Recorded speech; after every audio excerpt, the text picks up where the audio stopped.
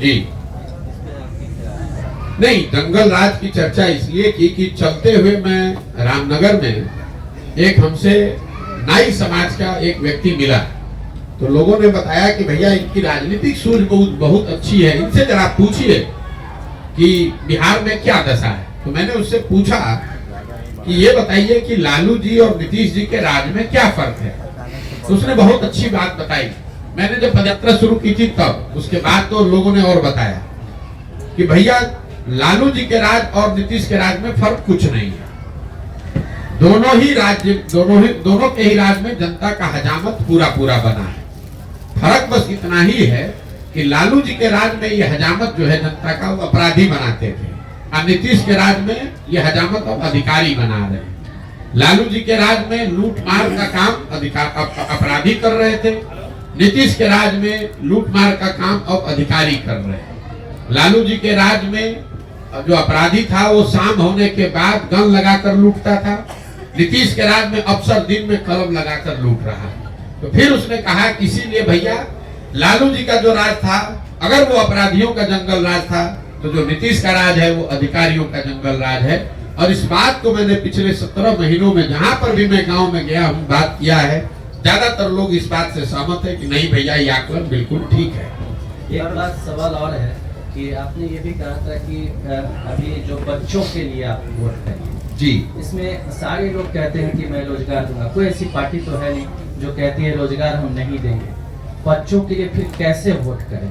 बच्चों के लिए वोट देना और रोजगार के लिए वोट देना दोनों में फर्क है। आप पार्टी कह रही है कि हम किसने आकर रोजगार के लिए वोट मांगा, हमको बताइए। लोग तो ये कह रहे हैं कि भैया भारत को मजबूत बनाना है, पाकिस्तान को सबक सिखाना है, इसलिए वोट दीजिए। लोगों ने कहा कि हमने पुलवामा कर दिया इसलिए वोट दीजिए। लोग ये कह रहे हैं कि तुम हमारी जाति के हो, तुमको आरक्षण देंगे इसलिए वोट दीजिए। लोग ये कह रहे हैं कि भाई भारत को मजबूत बनाना है इसलिए वोट दीजिए। लोग ये कह रहे हैं कि हमने मंदिर बना दिया इसलिए वोट दीजिए। लोग ये कह रहे हैं कि मुसलमान नहीं जीतना चाहिए इसलिए वोट दीजिए। लोग ये कह रहे हैं कि तुम हमारे बच्चे को इस बार मुख्यमंत्री बनाना है इसलिए वोट दीजिए। लोग कहाँ कह रहे हैं कि हम तुमको रोजगार देंगे इसलिए वोट दीजिए। मुझे कोई वक्तव्य किसी नेता का दिखा दीजिए। ये तो घोषणा पत्र में एक बात मेंशन किया है। आप मुझे बताइए किसी बिहार के नीतीश कुमार ने, लालू जी ने, नरेंद्र मोदी ने, लोग सैकड़ों भाषण यहाँ उन्होंने दिए हैं, मुझे निकाल कर दिखाइए जहां उन्होंने ये कहा हो कि मैं आपके बच्चों के पढ़ाई के लिए व्यवस्था कर रहा हूं, मैंने 5 वर्ष में किया है इसलिए मुझे वोट दीजिए। ये किसी ने नहीं कहा है, भ्रम मत पालिए। अरे आप सुन तो लीजिए। अगर मैं तो आपको कैमरे पे दावा कर रहा हूं, मोदी जी का भाषण आप मुझे सुना दीजिए जिसमें मोदी जी ने ये कहा है कि पिछले 5 वर्ष में हमने आपकी शिक्षा व्यवस्था, अपने आपके बच्चों के पढ़ने की व्यवस्था कर दी इसलिए मुझे वोट दीजिए। मोदी जी ये कह रहे हैं कि हमने आपके 5 किलो राशन की व्यवस्था की है इसलिए वोट दीजिए। मैं कह रहा हूं कि 5 किलो राशन से आपका पेट भरेगा, आपके बच्चों का भविष्य नहीं सुधरेगा। दोनों में फर्क करना समझिए। सर लोग आप पर क्यों भरोसा करें? पहले भी नेताओं से लोग ठगे जा चुके हैं। बिल्कुल सही बात है। और आप खगड़िया में मैं अभी आया हूँ इसलिए आपको दोष नहीं दूंगा, लेकिन अगर आपने मेरे वक्तव्यों को सुना होगा तो मैं पहला ही लाइन कहता हूँ कि मुझ पर बिल्कुल भरोसा मत करो, मुझे वोट मत दो, मेरा कोई दल नहीं है। लेकिन जिस पर भी तुम्हारा भरोसा है, जिसको भी वोट देते हो, उसको मुफ्त में वोट मत दो। मैं ये भी कहता हूँ कि अगर आप अपने जात वाले को गेहूं चावल बेचते हैं तो उससे पैसा लेते हैं कि नहीं लेते हैं? दूध कपड़ा सब्जी बेचते हैं उससे पैसा लेते हैं कि नहीं लेते हैं? तो फिर अगर अपने जात वाले को भी दे रहे हो तो वोट मुफ्त में क्यों दे रहे हो? वोट अपने जात वाले को देना है दो, लेकिन कम से कम उससे अपने बच्चों के लिए रोजगार और पढ़ाई को मांगो। मुफ्त में वोट दोगे तो वोट चाहे मोदी को दो या लालू को दो, नीतीश को दो कि प्रशांत किशोर को दो, नुकसान होगा ही होगा। मैं ये बात बता रहा हूँ, मैं किसी को नहीं कहता हूँ, मैं सामने से खड़ा होकर कहता हूँ कि अगर हम पर भरोसा करके हमको वोट दोगे तो मैं भी कल आपको ठग सकता हूँ। इसलिए भरोसा हम पर मत करो, अपने आप पर भरोसा करो, अपने बच्चों के लिए खड़े हो, अपने बच्चों का चेहरा देखकर वोट दो। मोदी, लालू, नीतीश, प्रशांत किशोर का चेहरा देखकर वोट मत दो। एक मिनट प्रशांत जी, हमको ये बता, अभी जिस तरह से कांग्रेस के नेताओं को हैदराबाद शिफ्ट किया गया, क्या नीतीश जी के लिए मुश्किल बढ़ेगी? देखिए, जब आप 42 विधायकों के साथ कुर्सी पर बैठे हैं तो आपकी प्राथमिकता और आपकी स्थिति कभी भी वो सरकार स्थिर हो ही नहीं सकती है। नीतीश कुमार जब 42 विधायक उनके जीते तो मैं आपको कैमरे पे कह रहा हूं 2020 में, तब मैं बंगाल में था, मेरी उनसे 2 बार बात हुई। मैंने उनको सुझाव भी दिया कि सर आप मुख्यमंत्री मत बनिए, 42 जब जनता ने आपको नहीं वोट दिया है, आप क्यों मुख्यमंत्री बन रहे हैं? और 5 बजे शाम तक ये कहते रहे नहीं बिल्कुल आप सही सलाह दे रहे हैं, मुझे मुख्यमंत्री नहीं बनना है। 6 बजते बजते फिर पलट के भाजपा के साथ बना लिए। फिर उनको लगा कि भाजपा वाले, उन्होंने क्या कहा कि भाजपा वाले मेरा दल तोड़ रहे हैं, इसलिए मैं भाजपा छोड़कर महागठबंधन में जा रहा हूं। वहां गए, 1 साल में फिर वहां अकुलाहट होने लगी। अब कह रहे भैया महागठबंधन वाले, आरजेडी वाले ठीक से काम नहीं करने दे रहे, इसलिए फिर वापस भाजपा में गए हैं। अब कोई उनसे ये पूछने वाला नहीं है कि अगर भाजपा वाले आपका दल तोड़ रहे थे साल भर पहले, तो फिर उसी दल के साथ काहे गए हो? तो ये तो स्वाभाविक है, जब आपकी स्थिति कमजोर रहेगी तो आप सरकार चलाने से ज्यादा आपकी तो प्राथमिकता बस इतनी है कि आप कुर्सी पर बैठे रहे, चाहे कांग्रेस के साथ रहिए, भाजपा के साथ रहिए, आरजेडी के साथ रहिए। और ये बिहार का दुर्भाग्य है कि जब हम लोग को अपने रोजगार, पढ़ाई, पलायन पर चर्चा होनी चाहिए तो दिन रात यही चर्चा हो रही है कि कांग्रेस का आदमी कहां भागा, नीतीश कहां भागे, लालू कहां गए। अरे भैया कोई आ जाए, 35 वर्ष से इन चारों पार्टियों ने राज यहाँ किया है कि नहीं किया? यूपीए की सरकार रही है ना दिल्ली में, 10 वर्ष कांग्रेस वाले भी शासन में रहे हैं और 10 वर्ष से अभी मोदी जी भी शासन में हैं। आप जरा मुझे बताइए, बिहार से पलायन रुक गया? खगड़िया के में बच्चों की, परिवारों की स्थिति सुधर गई? पहले 40 वर्ष कांग्रेस का शासन था, 15 वर्ष लालू जी थे, अभी 18 वर्ष से नीतीश कुमार है। बिहार 1990 में जब लालू जी मुख्यमंत्री बने तो देश का सबसे गरीब और पिछड़ा राज्य था। 2005 में जब लालू जी हटे, नीतीश कुमार मुख्यमंत्री बने तो भी देश का सबसे गरीब और पिछड़ा राज्य बिहार था। और आज 2023-24 में भी देश का सबसे गरीब और पिछड़ा राज्य बिहार ही है। हम लोग 28वें पर जो 1990 से पहले आए हैं, आज तक 28वें नंबर पर ही है, 27 नहीं हुए। सर हम पूछ रहे हैं पद यात्रा का जो है, सुना जाए सर? कहाँ से भी बिहार के युवा को तीनों पद यात्रा का जो आप कार्यक्रम कर रहे हैं, 17 महीना जो चल दिए और फिर आगे तक कार्यक्रम साल भर का है, इसका रिजल्ट क्या निकलने वाला है ये मैं जानना चाहता हूँ। रिजल्ट ये निकलने वाला है कि बिहार की जनता जो इन सारे दलों से त्रस्त है वो मिलकर एक नया दल बनाएगी। और मेरा ऐसा मानना है कि पदयात्रा के प्रभाव से समाज में एक बड़ा वर्ग खड़ा होगा और वो उन लोगों का चुनाव करेगा जिन पर उनका भरोसा होगा, जो उनके बच्चों के लिए, जिनको सुधारने, जिनके पास समाज की नजर में बिहार को सुधारने के लिए, उनके बच्चों के बेहतर भविष्य के लिए न सिर्फ जज्बा और नियत होगी बल्कि उनके पास उसको सुधारने का एक कार्यक्रम भी होगा। आज आप नीतीश कुमार, लालू यादव या अन्य पार्टियों के बारे में आप बोल रहे हैं ये योजना चल रहा है, ये योजना चल रहा है, लेकिन हम ये क्यों नहीं कहेंगे आप हजमौला देने का काम प्रशांत किशोर ही करते थे? अगर आपका सवाल पूछने का लहजा तो बड़ा अजीब सा है, लेकिन अगर आपका ये कहना है कि पहले हमने उनकी मदद की है तो आज उनका विरोध क्यों कर रहे हैं, ये जायज सवाल है। लोग सवाल आप, मैंने 2014-15 में नीतीश कुमार की मदद की थी, लेकिन 2014-15 के नीतीश कुमार में और आज के नीतीश कुमार में जमीन आसमान का फर्क है। मान्यवर, 2014-15 में जिस नीतीश कुमार की मैंने मदद की थी, ये वो नीतीश कुमार थे जिनके बारे में बिहार में एक बड़ा वर्ग मानता था कि ये आदमी बिहार को सुधारने की दिशा में काम कर रहा है, सुशासन बाबू उनको कहा जाता था।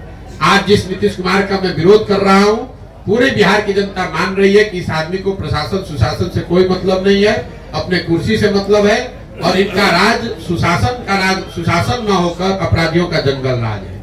2014-15 में जिस नीतीश कुमार की मैंने मदद की थी वो नीतीश कुमार थे जिनका दल लोकसभा 2014 के चुनाव में नीतीश कुमार नहीं हारे थे, उनका दल हारा था। उनके पास 117 विधायक थे, लेकिन नीतीश कुमार ने राजनीतिक मोरालिटी के नाम पर पद से इस्तीफा दे दिया।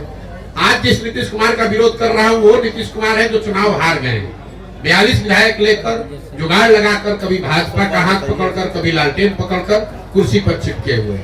और सबसे बड़ के बाद, जिस नीतीश कुमार की 14-15 में मैंने मदद की थी, मैं वो नीतीश कुमार को जानता था जो गैसल पश्चिम बंगाल में जब रेल दुर्घटना हुई जिसमें करीब करीब 300 लोगों की मृत्यु हुई थी, उस रेल दुर्घटना के बाद नीतीश कुमार ने पद से, रेल मंत्री पद से इस्तीफा दे दिया। जब उन्होंने इस्तीफा दिया, वाजपेयी जी ने इस्तीफा को स्वीकार नहीं किया, तो नीतीश बाबू ने बयान दिया था कि जब हमारे कुर्सी पर रहते हुए 300 लोगों की मृत्यु हो गई तो मैं इस कुर्सी पर कैसे बैठूंगा। मैंने उस नीतीश कुमार का मदद किया था। जिस नीतीश कुमार का विरोध कर रहा हूं, ये वो नीतीश कुमार है कि कोरोना काल में हजारों बिहार के बच्चे, उनकी बलि चढ़ गई, उनकी दुखद मृत्यु हो गई, लाखों बच्चे मारे मारे फिर रहे थे। कोरोना पूरे देश पर संकट था, लेकिन जितना बड़ा संकट बिहार के लोगों को, बिहार के बच्चों को झेलना पड़ा, उतना बड़ा संकट किसी पे नहीं आया। और उस दौर में नीतीश कुमार 1 महीने तक अपने घर से बाहर नहीं निकले। इसलिए उस नीतीश कुमार का विरोध कर रहा हूं। और सबसे बड़ी बात जो आप अंत में समझ लीजिए, जिस लोकतंत्र में हम लोग रहते हैं, लोकतंत्र में 5 वर्ष में चुनाव होता है। क्यों? ये इसलिए होता है कि लोकतंत्र और संविधान आपको ये बताता है कि जिस दल और नेता, विचारधारा जिस पर भी आपका भरोसा है, आप उसके साथ खड़े होइए, उसकी मदद कीजिए, उसको वोट दीजिए। लेकिन वो वोट, वो भरोसा 5 वर्ष के लिए है, जिंदगी भर की बंधुआ मजदूरी नहीं है। अगर आपके दिमाग से मैं चलूं, तब तो एक बार आपने वोट दे दिया तो जीवन भर के लिए वही आदमी रहिए, चुनाव कराने की जरूरत क्या है। महोदय, आप तो लोकतंत्र ही खत्म कर देंगे। एक बार आप दे दिए वोट मोदी जी को, तो फिर चुनाव का, फिर वोट बदलने का अपने अधिकार ही खो दिया आपके हिसाब से।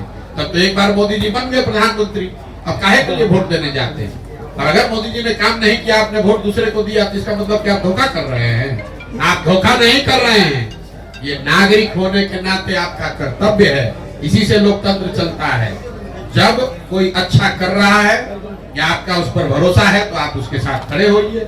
जब वो अच्छा नहीं कर रहा है, तो जितनी ताकत से उसकी मदद की है, उतनी ही ताकत से उसको धक्का देकर बाहर भी हटाना, ये नागरिक की जिम्मेवारी है। हिंदुत्व के नाम पर, एक मिनट, हिंदुत्व के नाम पर वोट देने वाले जनता को आप कैसे काउंटर करेंगे जो विकास के मुद्दे को प्राथमिकता नहीं देती? मेरे भाई, ऐसा है, ये आपका भ्रम है कि हिंदुत्व के नाम पर या जाति के नाम पर ही वोट पड़ता है। मैंने शुरू में ही कहा, वोट 4 महत्वपूर्ण बिंदुओं पड़ते हैं, उसमें एक हिंदुत्व भी फैक्टर है। पूरे देश में 80% हिंदू रहते हैं। पिछले बार जब लोकसभा का चुनाव हुआ, भाजपा को इतनी बड़ी जीत मिली, तो भाजपा को कुल 38% वोट मिला है। 80% हिंदुओं के देश में अगर भाजपा को 38% वोट मिला है, इसका मतलब है कि आधे से ज्यादा हिंदुओं ने भाजपा को वोट नहीं दिया। तो काहे आप बेकार घबराए जा रहे हैं? आप करें कैसे काउंटर करेंगे? हम काउंटर ऐसे करेंगे कि जो हिंदू भाजपा को वोट नहीं कर रहा है, उसको कहेंगे कि तुम आओ और इस नए विकल्प में जुड़ो। और उसके साथ साथ जो हिंदू भाजपा को वोट दे रहे हैं, उनको भी कह रहे हैं कि तुम हिंदू होने के नाम पर कितना दिन वोट देते रहोगे, अपने बच्चों के लिए, रोजगार और पढ़ाई के लिए वोट करो। प्रशांत जी की नजर में बिहार में नया विकल्प क्या है?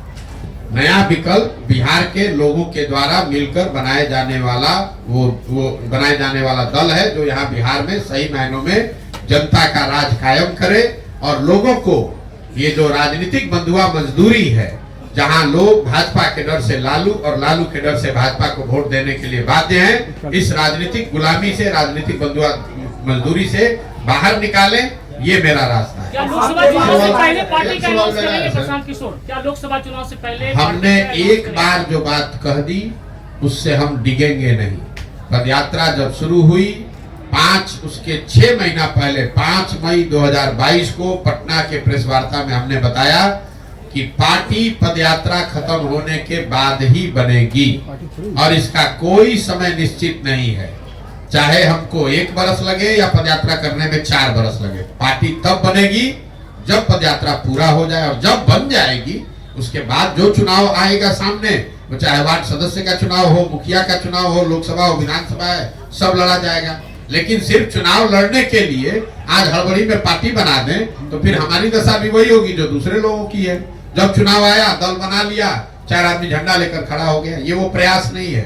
पूरे बिहार में जब पदयात्रा पूरी हो जाएगी, कम से कम 2/3 बिहार में पूरा हो जाए, उसके बाद सारे लोग जो दल बनाना चाहते हैं वो जुड़ जाएं, वो मिलकर दल बनाएं, तो फिर उनके साथ दल बनाया जाएगा, चुनाव लड़ा जाएगा। हम इसके नेता नहीं हैं, हम इसके कुम्हार हैं। जो घड़ा है वो तो मिट्टी और चाक से बनता है। कुम्हार कितना भी होशियार हो, अगर बढ़िया मिट्टी और चाक ना हो तो घड़ा नहीं बन सकता है। बिहार में हम पदयात्रा के जरिए वो अच्छी मिट्टी और चाक ढूंढ रहे हैं और अपने अनुभव से उस मिट्टी को गूंद कर उस चाक पर थोड़ा सा उसको सहारा देंगे और वो बढ़िया घड़ा बनकर आएगा। आप चिंता मत कीजिए। तेजस्वी यादव बोल रहे हैं कि जदयू 2024 में खत्म हो जाएगी, इस पर आप क्या कहना चाहेंगे? तेजस्वी यादव काहे पाला बदल के गए थे जदयू के साथ? भाई नीतीश कुमार पलटू राम है, ये तो पूरा बिहार का बच्चा बच्चा जानता है। लेकिन अभी जो हुआ उससे ये भी पता चला कि मोदी और अमित शाह भी उतने ही बड़े पलटू राम हैं। अभी तो अमित शाह ने आकर बिहार में आज से कुछ महीने पहले कहा कि भाई बिहार के एक एक आदमी कान खोलकर सुन लो, नीतीश कुमार के लिए भाजपा के दरवाजे हमेशा के लिए बंद हैं। तो अभी मजाक क्या हो रहा है कि अमित शाह ने दरवाजा तो ठीक बंद किया, खाली उसमें छिटकिनी लगाना भूल गए, फिर पलट के नीतीश के साथ चले गए। तो अगर नीतीश कुमार आरजेडी से पलट कर भाजपा में गए तो भाजपा वाले भी तो पलट कर गए हैं। यही हाल तेजस्वी यादव का है। अभी साल भर पहले नीतीश कुमार को पलटू राम बता रहे थे, जैसे ही नीतीश कुमार ने उप मुख्यमंत्री बनाया तो उनको विकास का मसीहा बताने लगे। जब विपक्ष में थे तो उनको शराब में उनको माफियागिरी दिख रही थी। नीतीश कुमार शराब माफिया के सरदार दिख रहे थे, उनको उप मुख्यमंत्री बना दिया तो बस उनको नीतीश कुमार ने अपना राजनीतिक गुरु दिखने लगा। तो सिर्फ नीतीश कुमार पलटू राम नहीं है, नीतीश कुमार तो पलटू राम के सरदार हैं, लेकिन इसमें सब पलटू राम है। मुझे ये बताइए भाजपा के लोग, इस श्रेणी में तो सम्राट चौधरी भी आते हैं। भैया भाजपा के सम्राट चौधरी क्या विशाख है समाज? भाई आप मैं अमित शाह की बात कर रहा हूँ। तब भाई नीतीश जी ने, मैं आपको एक और बात बताऊं, नीतीश जी ने विधानसभा में एक बड़ा वल्गर स्टेटमेंट दिया था महिलाओं को लेकर। प्रधानमंत्री मध्य प्रदेश में प्रचार कर रहे थे तो उन्होंने मध्य प्रदेश में महिलाओं को कहा कि जिस दल के लोग इस तरह की महिलाओं के बारे में टिप्पणी करते हैं उनको सजा मिलनी चाहिए कि नहीं मिलनी चाहिए। वही मोदी जी सजा के तौर पर नीतीश कुमार को बिहार की महिलाओं का मुख्यमंत्री बना दिए। देखिए ऐसा है, ये बिहार का दुर्भाग्य है। लालू नीतीश ने जो किया वो तो किया ही पिछले 30-35 वर्ष में, लेकिन कांग्रेस और भाजपा यहाँ इतनी बड़ी दोषी पार्टी है बिहार की बर्बादी के लिए। पहले 15 साल लालू जी को बिहार की जनता ने नहीं जिताया था। बिहार की जनता ने लालू जी को सिर्फ अकेले अपने दम पर एक बार जिताया है। बाकी सारे समय 20-25 सांसदों के लालच में कांग्रेस ने लालू जी को बिहार में जो जंगल राज चलाया उसके लिए कांग्रेस भी उतनी ही जिम्मेवार है। तो जो काम कांग्रेस ने लालू जी के साथ किया वही काम भाजपा आज नीतीश के साथ कर रही है। नीतीश कुमार को यहाँ कुर्सी पे बैठाए रखो, बिहार की जनता चाहे जितना दिक्कत में पड़े अपना 30-35 सांसद यहाँ से जीत कर जाए और हम लोग दिल्ली में राज करते रहे। बिहार से 30-35 सांसद सबको चाहिए, लेकिन बिहारी कह के गाली भी सबको देना है। बिहार से वोट सबको चाहिए, लेकिन बिहार के बच्चों की चिंता किसी को नहीं करनी है। दिल्ली में बैठकर कोई कहे कि भाई बिहार का आदमी पलायन क्यों कर रहा है, तो वहाँ बिहारियों का मजाक उड़ाइए, कहिए ये सब तो जाति में बटा हुआ है, ये सब तो बड़ा अनपढ़ अशिक्षित है। बताइए राहुल गांधी यहाँ यात्रा करने आए हैं, अभी 1 महीना पहले जुमा अभी जिस आदमी को मुख्यमंत्री बने 2 हफ्ते नहीं हुआ, उस आदमी की इतनी कुवत है। कांग्रेस का जो मुख्यमंत्री अभी बना है तेलंगाना में, कहता है कि बिहारियों का डीएनए है मजदूरी करने का, उसका इतना कुवत है। और वही राहुल गांधी आकर बिहार में वोट मांग रहे हैं। अगर हम लोग की कुवत मजदूरी करने की है तो हम लोग से वोट मांगने क्यों आ रहे हो भाई? तेलंगाना के वोट से ही बन जाओ देश के राजा। अगर मोदी जी को लगता है कि बिहार पिछड़ा है तो आप मुझे बताइए, वहां इन्वेस्टमेंट समिट होता है, लाखों करोड़ रुपए का इन्वेस्टमेंट होता है। आप पत्रकारिता करते हैं, 10 वर्ष से मोदी जी प्रधानमंत्री हैं, एक दिन बिहार की भी आ जाते। चलिए लाख करोड़ नहीं 2-4 हजार करोड़ का ही एगो फैक्ट्री बिहार की में ही लगा देते। एक मोदी जी के लिए लोग कहता है भाई 16 घंटा काम करते हैं, तो एक 16 घंटा बिहार के लोगों के लिए भी निकालते कि भाई बैठो देखो कि बिहार की चीनी मिल कैसे चालू होगी। आपको क्या लगता है कि अगर मोदी जी आज किसी उद्योगपति को कह दें कि बिहार में चीनी मिल चालू करना है, तो किस उद्योगपति का हिम्मत है कह देगा कि नहीं करेंगे? और जिस गुजरात से 26 MP जीत कर गया, वहां हर 10वें दिन मोदी जी इन्वेस्टमेंट करा रहे हैं, वहां हर 15 दिन जाकर वहां बैठक कर रहे हैं, गुजरात की विकास की चिंता कर रहे हैं, 1 लाख करोड़ का बुलेट ट्रेन बना रहे हैं। और आपका ये खगड़िया कुशेश्वर स्थान का पैसेंजर ट्रेन अभी 40 वर्ष से अदर में अटका हुआ है, किसी ने उसकी बात की? हम लोग 39 MP जिता कर भेजे। तो जब आपको हमको अपने चिंता नहीं है तो मोदी जी और राहुल जी का है आपका हमारा चिंता करेंगे? लालू नीतीश तो लूटिए रहे, उसको तो बर्बाद किया ही, लेकिन वो गलती बिहार की जनता का शोषण इसलिए कर पा रहे हैं कि भाजपा और कांग्रेस इन लोगों की मदद कर रहे हैं। सर एक सवाल मेरा, चौधरी एक किया गया, इसमें आप क्या कहेंगे? पटना में जिस तरह 7 लोग पिटा गया। मेरे भाई नीतीश कुमार जब से मुख्यमंत्री हैं पिछले 4-5 वर्षों में लाठीचार्ज करना, आप ये बताइए किस पर लाठीचार्ज नहीं हुआ है? आंगनवाड़ी वर्कर पर नहीं हुआ, कि शिक्षकों पर नहीं हुआ, कि मुखिया सरपंच पर नहीं हुआ? जो जाएगा उनसे मिलने अपना ग्रीवांस लेके उस पर लाठीचार्ज कराएंगे। पत्रकार पूछेंगे लाठीचार्ज हुआ तो यहाँ ऐसा हुआ है? अच्छा रुको तो अभी पता करते हैं। सर पत्रकार के ऊपर भी लाठीचार्ज हुआ है। सर एक सवाल, पत्रकारों की समस्या पर भी आप बोले, सब समस्या आप बोले, पत्रकार समस्या पर कोई नहीं उठा रहा। पत्रकारों की दशा ये है कि आप पूरे समाज की समस्या लिख सकते हैं, बोल सकते हैं, अपनी समस्या नहीं बोल सकते हैं। तो आप लोग दधीची के हड्डी की तरह अपना कुर्बानी करते रहे। आप उठाएंगे आवाज, तो उठा ही रहे। बिहार के लिए आवाज उठाए, दलितों के लिए आवाज, और पत्रकारों की समस्या पर कोई नहीं आवाज उठा। हर जगह पत्रकारों की समस्या पर आवाज उठा रहे। जिस तरह सर एक सवाल मेरा है कि ये जो पद यात्रा प्रशांत किशोर की है, जो बिहार के लिए हर जिलों, हर गांव, हर कस्बों में जाने की जो चर्चा चल रही है, चर्चा चल नहीं रही है, चल ही रही, यात्रा चल रही 17 महीने। दूसरा बात यह है कि ये जो पद यात्रा का जो नया विकल्प बनेगा, चाहे लालू की सरकार हो या नीतीश की सरकार हो, जो विफलता का कारण दिख रहा है, और ये चीज आप खुल के भी बोल रहे हैं, तो इनका क्या विकल्प प्रशांत किशोर होगा या इनका विकल्प जनता का राज होगा, जिसका नाम है जन सुराग। और वो विकल्प लालू नीतीश का नहीं है, वो विकल्प होगा बिहार की गरीबी का। हम लालू नीतीश को यहाँ हटाने नहीं आए हैं, हम यहाँ गरीबी को हटाने आए हैं। हमारी लड़ाई लालू नीतीश मोदी और राहुल गांधी से नहीं है, हमारी लड़ाई यहाँ की गरीबी और पिछड़ापन से। इनका कोई चेहरा साफ हुआ है? इनका कोई चेहरा निकला है क्या विकल्प? भैया ऐसा है कि दही आप जमाते हैं ना, दही में मक्खन है, आपको दिखता नहीं है, लेकिन जब उसी दही को आप मथते हैं तो उसमें बढ़िया सुंदर सफेद मक्खन निकल के आ जाता है। हमको पूरा समाज को मत लेने दीजिए बिहार को, अपने आप आपको मक्खन भी दिखेगा, और इसी समाज से वो निकला हुआ होगा, जो समाज की मदद से मक्खन निकलेगा वही यहाँ की व्यवस्था करता है। अब चलिए पूरा दिन आप